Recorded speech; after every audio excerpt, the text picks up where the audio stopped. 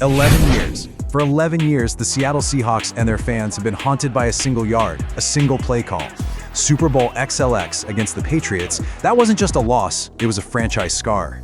Well, tonight, they finally got their revenge. Welcome to The Explainer, let's break it down. Just look at these two scorelines side by side. I mean, it's almost poetic, isn't it? 11 years later, and the script is completely flipped. The score is almost a mirror image, but this time, it was pure dominance, not a last-second heartbreaker. This wasn't just a win for the Seahawks. You could feel it. It was like an exorcism. So, how'd they do it? Let's get into it. All right, here's our game plan for breaking down this historic night. We're going to start with the ghost of Super Bowls past, then dive into the sheer defensive masterclass Seattle put on.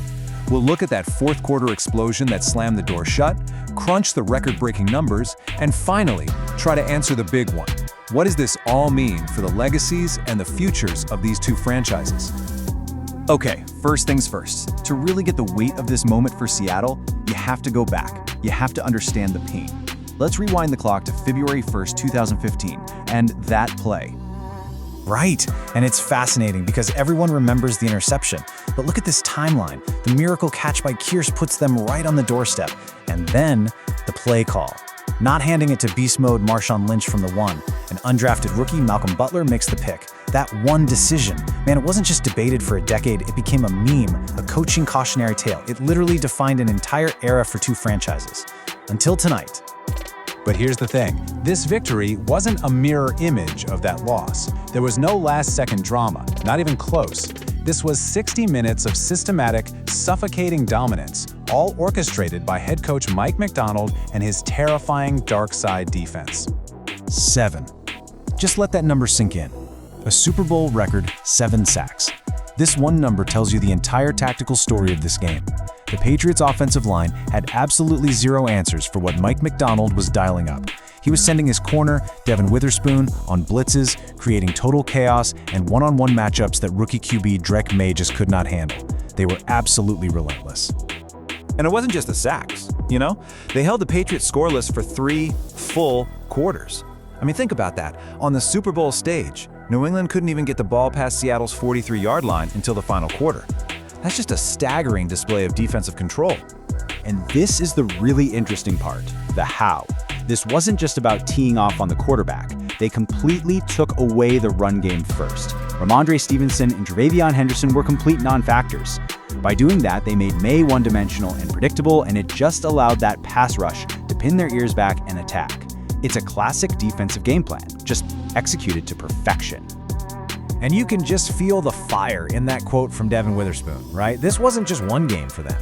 This whole defense played with a massive chip on its shoulder all season long. They heard all the talk, all the doubts, and on the biggest stage imaginable, they went out and delivered a truly legendary performance. For 3 quarters, this thing was a 12-0 defensive grind. It was all Jason Myers' field goals. You kind of felt like one big play could decide the whole thing. Then, in the fourth, the Seahawks defense started creating turnovers, and the floodgates just burst open. So the key takeaway from this flurry is how the defense directly manufactured the points. First, a strip sack on Drake Maye by Derek Hall gives the offense a short field for their first touchdown. And then, the knockout blow. Look at that 4:27 mark. It's Witherspoon, again on a corner blitz, forces a panic throw for Maye, and Uchenna Nwasu takes it to the house for a pick six. That was it. That was the ball game. The big plays were absolutely electric, but the final box score, that tells a story of complete and utter control, with a couple of Seahawks etching their names into the Super Bowl record books. Let's talk about these records for a second. Jason Myers was perfect, 5 for 5 on a night where every point was huge early on.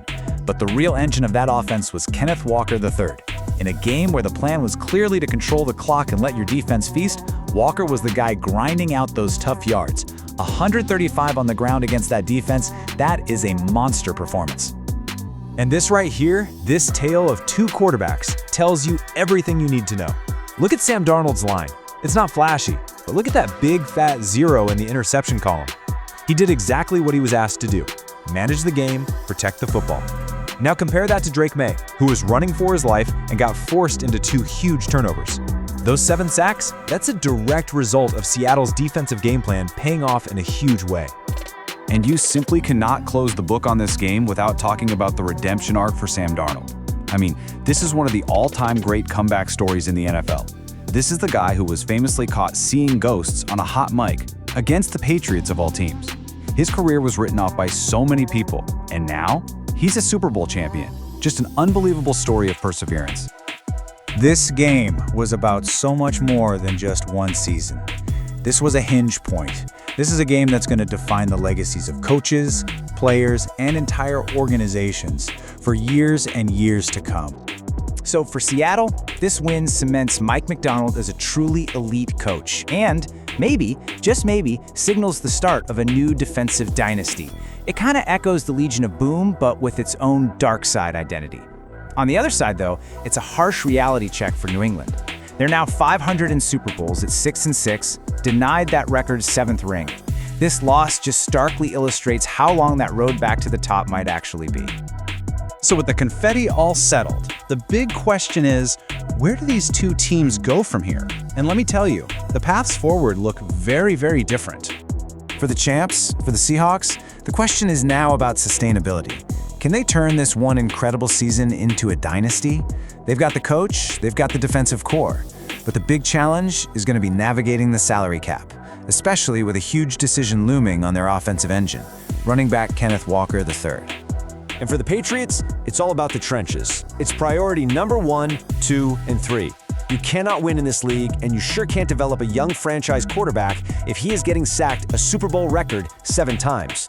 That has to be their singular focus this entire offseason, period. And that leaves us with the two giant questions that are going to define the offseason. Are we witnessing the birth of a new dynasty in Seattle built on the back of this unbelievable defense? And for a Patriots franchise so used to greatness, how long is that road back to the top really? And in a league that demands results now, how patient can they truly afford to be?